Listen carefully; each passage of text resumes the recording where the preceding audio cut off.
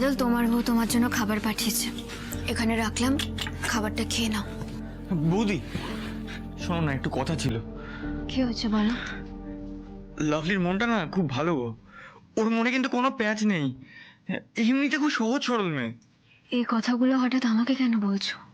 কেন বলছি সেটা তো বুঝতেই পারছো বৌদি, তুমি একটু ওকে সামলাও না। দেখো বাদল, আমি তো এই বাড়িতে আর কদিনের অতিথি মাত্র, আমি কি করে সামলাবো বলো তো? তুমি সামলে নিও, তাহলেই হবে।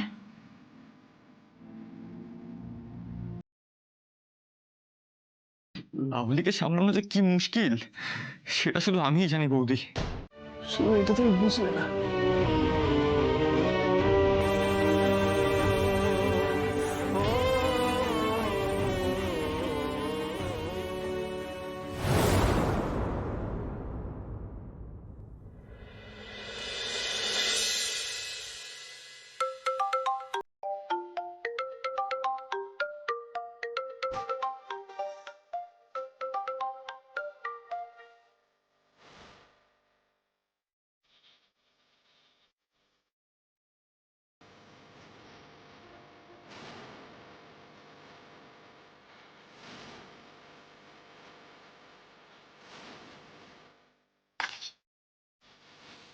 তুমি এই ঘরে কি করছো শ্রী? কে আসতে বলেছে তোমাকে শ্রী? তুমি যেটা চেয়েছিলে সেটা তো আমি তোমাকে দিয়ে দিয়েছি মুক্তি। এবার এই ঘরে কি করছো? যাও এখান থেকে, আমাকে আর ইরিটেট করো না। আরে কি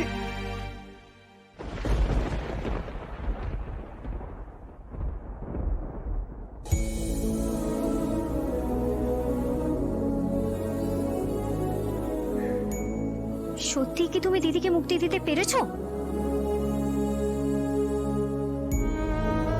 তুমি তুমি এই ঘরে কি করছো? তোমাকে এই ঘরে কে আসতে বলেছে? দিদি তো আসবে না, তুমি নিজেই দিদিকে ডিভোর্স দিয়েছো, তাই বাধ্য হয়ে আজকে আমি আসলাম। যাকে খাবারটা কিন্তু খেয়ে নিও, খাবারের উপর রাগ করতে নেই।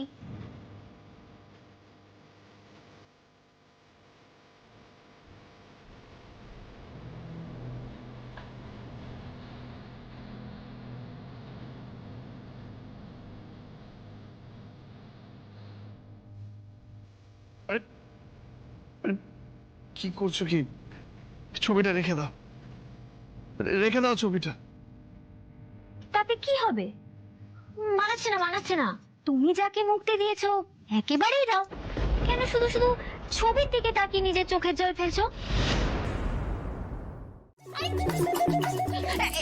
আজকে কাল রাত্রি বর বউয়ের মুখ দেখতে নেই।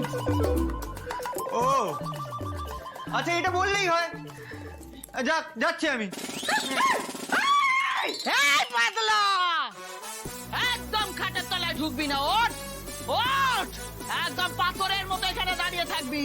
তুই যদি আমার ছেলে হোস তাহলে আর কারুর কথা শোনার দরকার নেই, দাঁড়িয়ে থাকবি এখানে।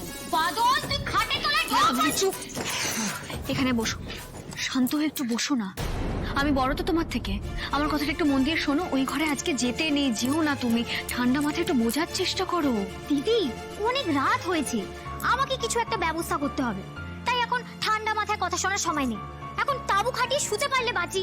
দেখো, আমি বুঝতে পারছি তুমি খুব ক্লান্ত, সারাদিন অনেক পরিশ্রম হয়েছে, কিন্তু দেখো কিছু একটা ব্যবস্থা করে নিলে হয় না? একটা রাতেরই তো ব্যাপার। আরে একটা রাতের ব্যাপার তো একটা রাত কাটাবোটা কোথায়? আমি কিছু কথা শুনতে চাই না। দেখো, আমাকেই ব্যবস্থা করতে হবে। বাদল, হ্যাঁ, এই এই এই, ওঠ ওঠ, দাঁড়িয়ে থাকবি একদম, কিন্তু খাটের তলায় ঢুকবি না। যদি নিজের ভালো চাস দাঁড়িয়ে থাকবি। এই আমার ছেলে আমার কথা শুনবে। এই খাটের তলায় একদম ঢুকবি না, তুই এদিকে আসবি না। বেরো বেরো এখান থেকে। বাদল, খাটের তলায় ঢোক। বাদল, ওঠ।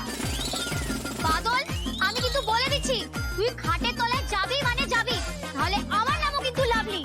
বাদল, তুই খাটের তলায় ঢোক, না হলে কিন্তু তোর রেহাই নেই। বাদল ওঠ, বাদল ওঠ। ওঠ বাদল, পাথর হয়ে দাঁড়িয়ে থাকবি বাদল। বাদল, ঢোক বলছি। বাদল, তুই খাটের তলায় ঢোক। আরে ধুর বাবা, তোমরা আগে ঠিক করো, আমি খাটে তোরা ঢুকবো না দাঁড়াবো।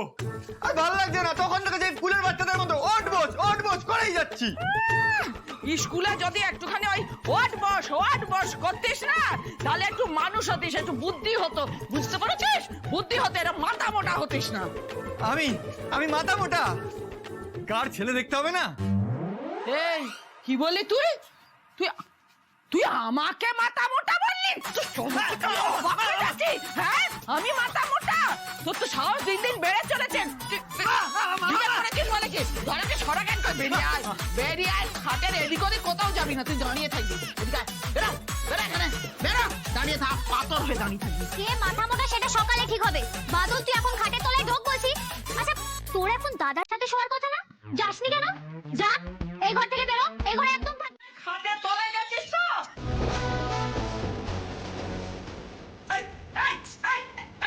কি করছিস? এখানে সোনা দানা কিচ্ছু নেই, কি করছিস? কি চাবি খুঁজছি মা। চাবি কোথায় গো? চাবি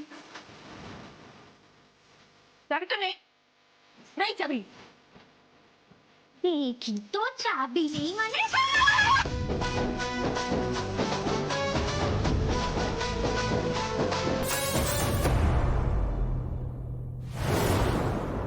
এগুলো কিসের ট্যাবলেট? পরে খোঁজ নিচ্ছি।